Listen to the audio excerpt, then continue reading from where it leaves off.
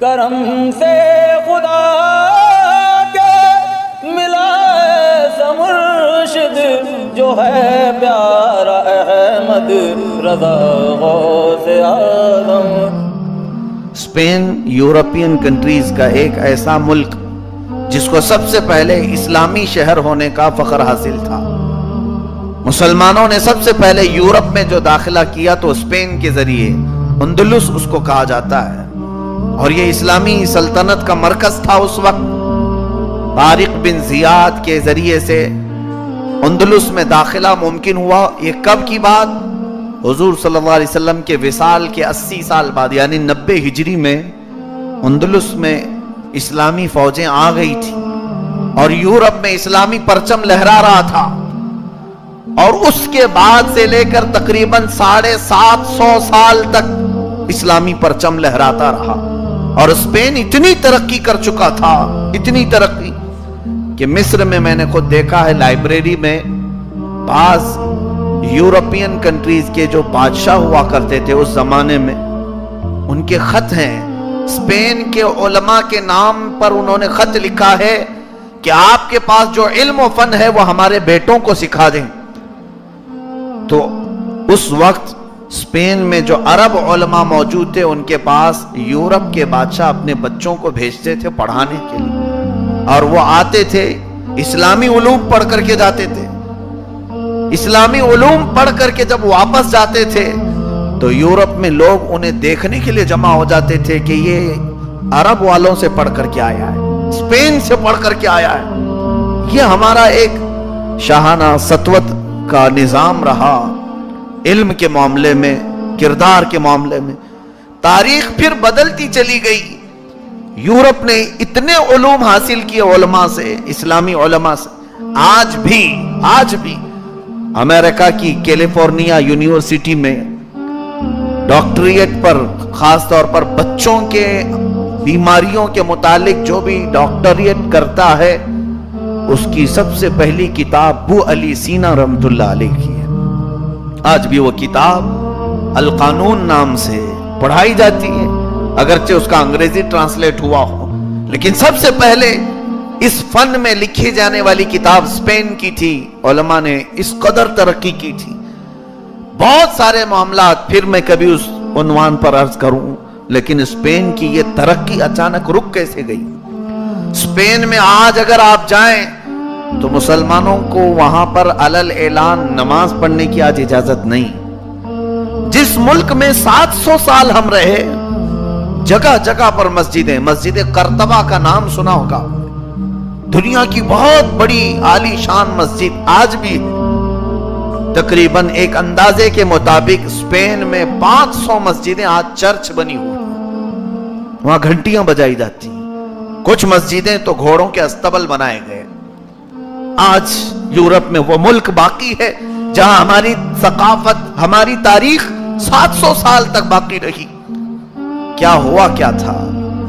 ایک دور ایسا آیا کہ لوگ اپنے بچوں کو پھر اتنا ماڈرن کرتے چلے گئے، اتنا ماڈرن کہ پھر ان مسجدوں کے مصلی پر آنے والے باقی نہیں رہے۔ 700 سال میں یورپ سارا علم لے کر وہ ترقی کی طرف چل پڑا، اور پھر انہوں نے فیشن یہ دے دیا اپنا ماڈرن کلچر، ننگے پن کا رواج، اس لیے کہ ہمیشہ یہود و نصارہ مسلمانوں کو تباہ کرنے کے لیے جو آلہ اپناتے ہیں وہ بے حیائی کا ہے، اور یعنیت ننگے پن کو ہمارے اندر داخل کر کے آسانی سے جنگ جیت جاتے ہیں۔ یہی اسپین میں ہوا، انہوں نے اوریانیت کو ایک فیشن دے دیا، ننگے پن کو پورے علاقوں میں مشہور کروایا۔ پھر مسلمان کیا تھے؟ وہ پہلے کے مسلمان نہیں تھے۔ طارق بن زیاد جو عرب سے کشتیاں لے کر کے جب یورپ کی طرف آئے تھے تو انہوں نے سمندر کے پاس پہنچ کر اپنی کشتیاں جلا دی تھیں کہ کوئی واپس جانے کا نام نہیں لے گا، یا تو پھر اسلام کا پرچم یہاں لہرائیں گے یا یہیں مر جائیں گے۔ وہ جذبہ لے کر کے وہ نکلے تھے، ویسے پھر باقی نہیں رہے۔ اسی لیے کہ ہمارے پہلے کے بزرگوں نے جو سجا سجا کر کے ہمیں دیا تو لوگوں کو کھانے پینے کی عادت بن جاتی ہے۔ اب ہمارا کام کیا ہے؟ یہی معاملہ آج بھی چل رہا ہے۔ اسپین میں جو ہوا، 700 साल के बाद ढीले पड़ गए, अखलाक में कमी, अमाल में कमी, बदकारियां उरूज पर आने लगी। फिर लोग अजानों से दूर, नमाजों से दूर। फिर एक वक्त ऐसा भी आया कि बदअमली बढ़ती चली गई, लोग उलमाए इस्लाम नहीं बना रहे थे, अब लोग हाफिज कुरान नहीं बना रहे। जिसको देखो वो अलजिब्रा पढ़ा है, जिसको देखो वो कानून पढ़ा है, अपने बच्चे को कोई इंजीनियर बनाए। इन्हीं तमाम चीजों में जब मुल्क लग गया था तो दीन की हिफाजत के लिए जो उलमा थे वो कम होने लग गए। उलमा कहां आसमान से टपकते हैं, उलमा कहां जमीन से निकल करके आते हैं, किसी की गोद ही से तो आते हैं। जब अक्सर लोग इस बात का ये इरादा तय करके बैठ जाएं कि नहीं, मुझे मेरे बेटे को कुरान की तरफ नहीं बढ़ाना है, ना हदीस की तरफ, फिर तुम्हारे दीन पर ऐसी सख्ती आ जाएगी कि कैसे हिफाजत करे, कौन हिफाजत करे। आज एक मिसाल मैं दूं, हिंदुस्तान अगर ऐलान कर दे कि अब फौजी हम नहीं बनाएंगे किसी को, इसलिए कि फौजियों को बहुत तकलीफ होती है, सिपाही बेचारे बॉर्डर पर दिन रात खड़े रहते हैं, सोते नहीं है, इतनी बहुत सारी तकलीफ होती है, लिहाजा आपसे फौजी नहीं बनाया जाएगा, ऐलान कर दे। फिर 5 साल के बाद देखें हर मुल्क टूट पड़ेगा हिंदुस्तान पर। क्या ऐसा नहीं होगा? एक निजाम है हर मुल्क का, हम डिफेंस के लिए फौजी बनाते हैं, अगरचे इसमें मशक्कत है, तकलीफ है, लेकिन वो मुल्क की हिफाजत के लिए जरूरी है। बल्कि कई मुल्क ऐसे हैं, मिस्र में मैंने कानून देखा है, जो भी लड़का कॉलेज पढ़ेगा 2 साल उसे फौजी ट्रेनिंग में रहना ही है, कंपल्सरी। इजराइल में तो आज ऐसा कानून है कि वहां लड़कियों को भी 4 साल फौजी ट्रेनिंग में रहना जरूरी है। वो किसी बॉर्डर पर या किसी मिशन पर, लड़कियां भी और लड़के भी, जब तक वो फौजी बन करके नहीं आएंगे उन्हें मुल्क कोई भी जॉब नहीं देगा, गवर्नमेंट की कोई नौकरी नहीं मिलेगी। बहुत सारे मुल्कों में ये निजाम है। क्यों ये अदालत की तरफ से हुक्म आता है कि तुम बनाओ? क्योंकि ये पूरे मुल्क की हिफाजत का मामला है। और जब हम उलमा और हुफ्फाज़े कुरान नहीं बनाएंगे, चंद सालों के बाद देखो हमारा पूरा मुआशरा टूट जाएगा। ये उलमा फौज का किरदार अदा करते हैं, खत्म हो जाएंगे, फिर आपस में लड़ मर करके सब लोग अपना दीन तबाह कर जाएंगे। स्पेन में यही हुआ। आखिरी वक्त था कि लोग अपनी अय्याशी में मसरूफ, एक चौराहे पर ईसाइयों ने एक पागल आदमी को खड़ा किया, वो हुजूर की शान में गालियां दे रहा था, बुरे भले जुमले कह रहा था दिन भर। तो लोग वहां से गुजरते गए, देख रहे थे, मेरे आका सल्लल्लाहु अलैहि वसल्लम की शान में वो गालियां बकता रहा। लोगों ने कहा पागल है, छोड़ो, इससे हमारा क्या होने वाला है। उसकी तरफ से बेइतनाई लापरवाही बरतते गए। 2 दिन गुजरे कि ईसाइयों ने ऐलान किया कि अब स्पेन में मुसलमान मर चुके हैं, लिहाजा इनको यहां से खारिज कर दिया जाए। फिर वो कत्ल गारत उन्होंने की, वो हमले किए कि जगह जगह से मुसलमानों को वहां स्पेन से निकाला गया, और कितने हजार नहीं बल्कि कई लाख मुसलमानों को उन्होंने कत्ल किया, सारी मस्जिदों पर कब्जा। चंद सालों के बाद स्पेन, जो अंदलुस था वो स्पेन में बदल गया। आज वहां इस्लामी किसी भी इबादत को अलल ऐलान करना जुर्म कहला जाता है। और हमारे कुछ साथी भी पढ़ने के जमाने में आए थे, उनका नाम रेमोंड है, रेजफ है, ये मुसलमान है। कहते हैं कि हम अब्दुल्ला अहमद मोहम्मद नाम से अपने मुल्क में रजिस्ट्री करवा ही नहीं सकते, मुसलमान नाम नहीं रख सकते। हम पुकारने के लिए वही नाम रखेंगे, जोसेफ रखेंगे, रेमोंड रखेंगे, रिचर्ड नाम है, मुसलमान लड़कों के नाम है, उनके पासपोर्ट पे यही नाम है, और इसी नाम से वो पढ़ने के लिए भी आया करते थे। अजीजा ने गिरामी, ये 700 साला तारीख ऐसा मुनहदिम कर दी गई। कैसे? कौन सी आखिरी चीज कुफ्फार और मुशरिकीन ने हमारे अंदर देखी? वो ट्रायल करते हैं, वो आजमाते हैं कि ये जाग रहे हैं कि नहीं जाग रहे हैं। अजानों से नहीं पता चलता उनको कि मुसलमान जाग रहे हैं कि नहीं, उन्हें हमारी टोपियों और दाढ़ियों से नहीं पता चलता, ईद और त्योहार से वो नहीं हमें नापते। بلکہ ہمیں ناپنے کے لیے وہ سب سے پہلے حضور کی شان میں گستاخی کرتے ہیں، میرے آقا صلی اللہ علیہ وسلم کی عظمت پر حملہ کرتے ہیں، اور پھر دیکھتے ہیں مجمع کا کیا ریاکشن ہے، کیا ریاکشن ہے، رد عمل کیا ہے۔ اور پورے جب لوگ خاموش بیٹھے ہیں تو وہ فیصلہ کرتے ہیں کہ ہاں اتنے لوگ مرے ہوئے ہیں، ان کے سامنے کچھ بھی بکو سب چل جائے گا۔ اور امام غزالی رحمت اللہ علیہ نے سچ فرمایا، فرماتے ہیں مسلمان قوم اپنے نبی کی عظمت پر ہونے والے گندے حملوں پر خاموش بیٹھی رہے تو سمجھ لو کہ ان کا ایمان ختم ہونے کو ہے، اور چند دنوں کے بعد انہیں وہ دن دیکھنا ہوگا کہ ان کی ماں اور بہنوں کو سر عام نیلام کیا جائے گا، وہ کچھ نہیں کر سکیں گے۔ جو قوم اپنے نبی کے نام پر برگشتہ نہیں ہوئی، بے قرار نہیں ہوئی، پھر وہ نہ اپنے ماں کے لیے اپنے باپ کے لیے بھی کبھی نہیں اٹھ سکے۔ اس لیے کہ مسلمان ہمارا دین محبت رسول پر قائم ہے، ہمارا رشتہ سب سے زیادہ مضبوط نبی کونین صلی اللہ علیہ وسلم سے ہے۔ کیا بات تھی صحابہ کرام کے ساتھ، کیا نہیں ہوا۔ حضرت یاسر رضی اللہ تعالیٰ عنہ ایک صحابی ہیں، ان کے باپ کا نام عمار ہے، ماں کا نام سمیہ ہے۔ مکہ میں عمار بن یاسر رضی اللہ تعالیٰ عنہ، حضرت عمار میں الٹا نام کہہ رہا تھا، یاسر حضرت سمیہ کے شوہر ہے، عمار بیٹے ہیں۔ یہ تین لوگوں پر اتنا ظلم ہوا کہ تاریخ میں اس کی مثال نہیں ملتی۔ حضرت سمیہ بڑی عمر کی خاتون تھی، گھر گھر جا کر لوگوں کو اسلام کی دعوت دیتی تھی۔ حضرت یاسر یہ ہجرت کر کے آئے ہوئے تھے۔ ان دونوں کو اتنا مارا گیا تھا، بہت مارا گیا، یہاں تک کہ حضرت سمیہ کو ابو جہل نے پکڑ کر کے گھوڑے کی ٹانگوں سے باندھ دیا تھا۔ کیسے؟ حضرت سمیہ کے سامنے کے دونوں ہاتھ گھوڑے کے سامنے والے دونوں ٹانگوں سے باندھا، آپ کے دونوں پیر گھوڑے کے پیچھے کے دونوں پیروں سے باندھا، اور اس کے بعد گھوڑے کو دوڑایا۔ گھوڑا جب دوڑتا تھا تو ایک ایک ہڈی سرکتی تھی اور کٹ کٹ کی آوازیں ٹوٹنے کی آتی۔ حضرت سمیہ کو باندھ کر کے لوگ مذاق اڑا کر دیکھ رہے تھے۔ اس وقت عمار بھی وہاں تھے، ان کے بیٹے موجود تھے۔ یہ ظلم ایک صحابیہ پر اتنا ہوا کہ ان کی ہڈیاں بدن کی ٹوٹ گئی۔ گھوڑا دوڑتا دوڑتا جب قریب آیا، ابو جہل نے لوہے کے ایک نیزے سے آپ کی شرمگاہ کو مارا، جس سے وہ شہید ہو گئی۔ اسلام کی پہلی شہیدہ تھی سیدہ سمیہ رضی اللہ تعالیٰ عنہا۔ حضرت عمار کہتے ہیں وہ منظر میں کبھی نہیں بھول سکتا۔ اسی لیے جنگ بدر میں جب ابو جہل مارا گیا تھا، حضور نے پوچھا عمار کہاں ہے؟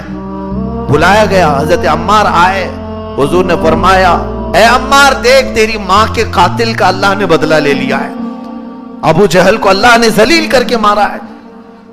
میں یہ بات اس لیے عرض کر رہا ہوں، وہ عمار جو اپنی ماں کی اس طرح دردناک موت کو اپنی آنکھوں سے دیکھ چکے، اور اپنے باپ کو حضرت یاسر کو کئی دنوں تک مکہ والوں نے لٹکا کر رکھا تھا، کئی دنوں تک لٹکا کر رکھا تھا، شروع میں ان کے بالوں سے لٹکاتے تھے، یہ ظلم دیکھ چکے، لیکن حضرت عمار یہ کڑوے گھونٹ پی کر رہ جاتے تھے، کڑوے گھونٹ پی کر رہ جاتے تھے۔ لیکن اللہ اکبر، ایک وقت وہ بھی آیا جب کبھی کسی نے میرے نبی کے نام پر بات کی، حضرت عمار کا حال یہ ہوتا کہ جلال کی وجہ سے آپ کی آنکھیں باہر آ جاتی اور ایسے بپھر جاتے جیسے کوئی خوفناک شیر ہو، اور پھر اسے تہ تیغ کر کے آتے تھے، چاہے وہ جہاد کے معاملات میں ہو یا کسی بھی دوسرے شہر کا ہو۔ حضور کی شان میں اگر کوئی بک جاتا تو حضرت عمار خاموش بیٹھتے ہی نہیں تھے، اٹھ جاتے، کہتے اجازت دی جائے مجھے، ابھی میں اپنی تلوار سے اس کا مقابلہ کروں جس نے نبی کی ذات پر اپنی زبان دراز کی۔ یہ ہے صحابہ کی محبت، جن کی آنکھوں کے سامنے ان کی ماں کو دردناک شہادت دی گئی، باپ کو مار دیا گیا، وہ کڑوا گھونٹ تو پی کر رہ گئے، لیکن نبی کی ذات پر اگر کسی نے جملہ بھی کسا تو خاموش نہیں بیٹھتے تھے۔ ایمان اسے کہتے ہیں۔ اس لیے وہ صحابہ جو کہتے تھے حضور کو فدا کا ابی و امی یا رسول اللہ، اے اللہ کے رسول میری ماں اور میرے باپ آپ پر قربان، تو وہ صرف جملے نہیں ہوتے تھے، وہ حقیقت ہوا کرتی تھی۔ ان کی زندگیاں پڑھیں آپ کہ انہوں نے اپنی زندگیوں میں اپنے ماں باپ پر آنے والی تکلیفوں کو سہ لیا، لیکن حضور کی عظمت پر کسی نے انگلی بھی اٹھایا تو اسے توڑ دیا ہے۔ سیدنا ابو بکر صدیق رضی اللہ تعالیٰ ان کا حال یہی ہے کہ آپ کے گھر والوں پر کفار مکہ نے بہت ظلم کیا۔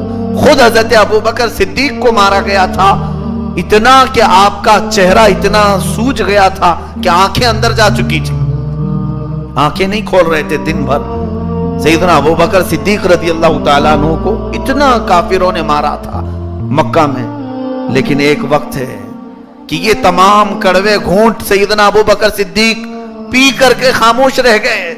اپنے اوپر آنے والی مصیبتوں پر ان کا ریئیکشن اتنا نہیں ہوتا تھا، اتنا نہیں۔ کیا میں اپنی ذات کے لیے لڑوں دوسروں سے؟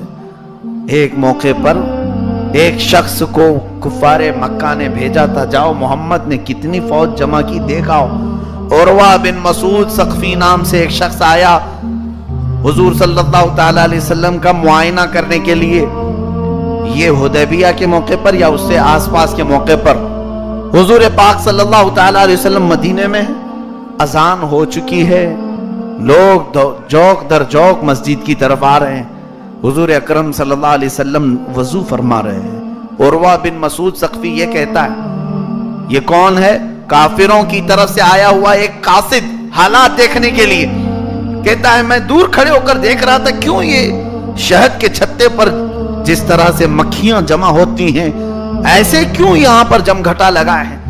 تو دور سے دیکھتا ہے کہ حضور صلی اللہ علیہ وسلم وضو کر رہے ہیں اور صحابہ آس پاس کوئی اپنا دامن پھیلائے اور کوئی اپنے دونوں ہاتھ آگے کیے ہوئے کھڑے ہیں کہ نبی اگر کلی بھی کرتے تو زمین پر پانی نہیں گرتا، کسی صحابی کے دامن پہ گرتا۔ وہ سب لے لیتے تھے حضور پاک صلی اللہ علیہ وسلم کے وضو سے گھرا ہوا پانی، صحابہ اپنے ہاتھوں میں لے لیتے، اپنے چہرے پر لگا لیتے، اپنے جسموں پر لگا لیتے، زبان سے اسے چاٹ لیا کرتے تھے۔ یہ منظر اس نے دیکھا۔ تھوڑی دیر کے بعد جو بات کرنی ہے وہ یہ ہے، حضور پاک صلی اللہ علیہ وسلم کے پاس وہ آیا بات کرنے کے لیے، میں مکہ والوں کی طرف سے قاصد بن کر کے آیا ہوں، اے محمد تم سے کچھ بات کرنی۔ حضرت ابو بکر صدیق سامنے آ گئے، کہاں بات کرو؟ حضور پاک صلی اللہ علیہ وسلم سے بات کرتے کرتے اس نے حضور کی داڑھی مبارک کو ہلانا شروع کیا، ہاتھ لگانے لگا، اور بات کرتے کرتے بار بار حضور کی داڑھی کی طرف ہاتھ چلا جاتا، اے محمد تم نے ایسا کیا ایسا کیا۔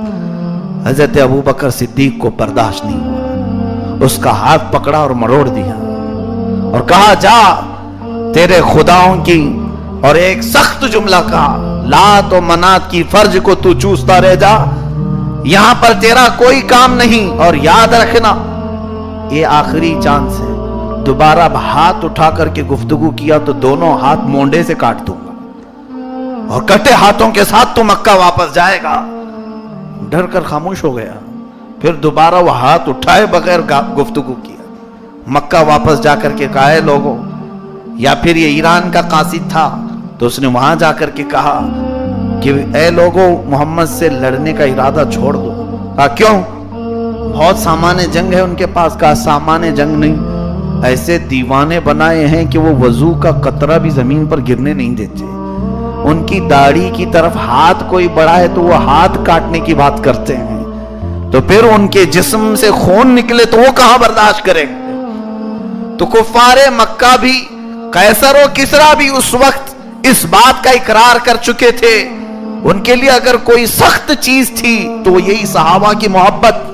محمد کے بارے میں اگر ہم انگلی بھی اٹھائیں تو یہ چھوڑیں گے نہیں ہمیں، حضور صلی اللہ علیہ وسلم کے بارے میں کوئی جملہ بھی کہے تو یہ تو اپنی جان کی بازی لگا دیتے ہیں، آ جاتے ہیں میدانوں میں اور ایسے جوش و ولولے سے داخل ہوتے ہیں کہ کفار مکہ ہوں یا ایران کی فوجیں ہوں، سب فوجوں میں زلزلہ آ جاتا ہے صحابہ کو دیکھ کر ہی۔